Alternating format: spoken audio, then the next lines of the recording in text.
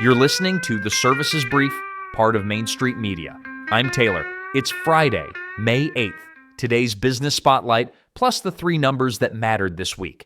Today's spotlight is Insperity, the Kingwood, Texas professional employer organization that just reported first quarter 2026 results on April 30th.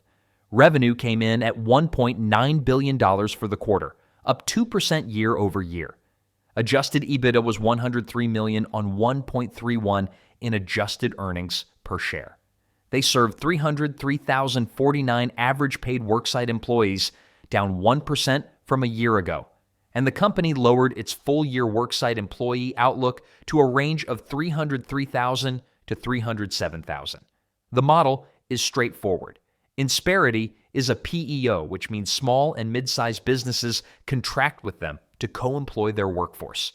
The client business runs the day-to-day work. Insperity runs payroll, HR compliance, benefits, workers' comp, and the risk apparatus that comes with having employees. The unit economics depend on gross profit per worksite employee. The higher the average headcount per client and the lower the claims experience, the better the spread. Two things changed for Insperity this quarter that other service business owners should be watching closely. The first is the worksite employee decline. A 1% drop in headcount is not a recession signal on its own, but Insperity sells to roughly 50,000 small and mid-sized businesses across legal professional services, technology, healthcare, and skilled trades. When their aggregate headcount shrinks, that is a real-time read on hiring conditions in the small and mid-business economy. Management attributed the decline to lower new client sales and continued attrition, meaning small businesses are not adding workers fast enough to offset the ones they are losing, even with PEO support taking the HR friction off the table. If you run a service business with 10 to 10 employees, this is the macro hiring environment you are pricing into your own staffing plan for the rest of the year. The second thing, and this is the strategic decision worth watching, is the HRScale rollout. Insperity's traditional PEO is a full-service, premium-priced product aimed at clients with at least 50 employees. HRScale is a digital subscription HR platform aimed down market, at businesses with 5 to 50 employees who are too small to justify the full PEO. Roughly 6,000 worksite employees are committed to the beta. Insperity is, in effect, productizing the same HR and compliance discipline they already deliver at a premium price and selling it as software plus light services to a customer band they could not previously reach profitably. For an owner of any service business, particularly one whose main offering is high touch and labor intensive, that is the playbook to watch. The premium service tier defends margin. The productized subscription tier captures the smaller buyer who would otherwise go to a competitor or do nothing. The two tiers don't cannibalize each other if the productized tier is genuinely lighter touch.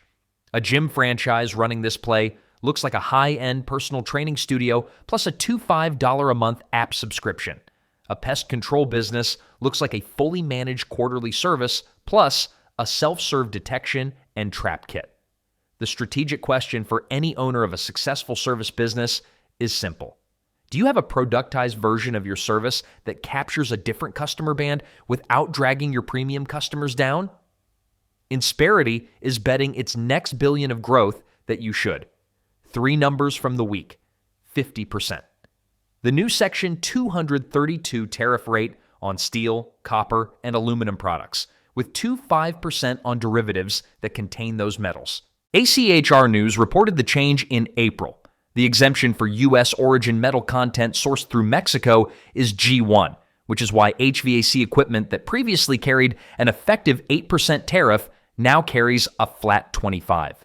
For any service business that buys metal, trades, automotive, fleet operators, or building owner-operators, your equipment cost line just stepped up again, and your repricing window is right now. 95.8, the NFIB Small Business Optimism Index for March 2nd, 2026, released by NFIB this past month, down 3 points and below its 52-year average of 98 for the first time in nearly a year. 45% of owners surveyed reported few or no qualified applicants for the positions they were trying to fill. For a service business owner, that is a real-time signal that the small business economy your customers run in is softening, and a reason to tighten cash, defer non-revenue CapEx, and double down on your highest margin service line, 3.8%. Robert Half's first quarter 2026 revenue decline year over year, reported in late April. The largest publicly traded staffing firm in the U.S. is shrinking, meaning corporate hiring through staffing channels is shrinking with it. For owners who place temps, contractors, or seasonal labor, more candidate availability, fewer outside bidders for the same headcount. Reprice your seasonal hiring plan now. That's it for Friday. Find all of Main Street Media's shows wherever you listen. Subscribe, leave a review, and I'll see you Monday for the Cross Industry Briefing.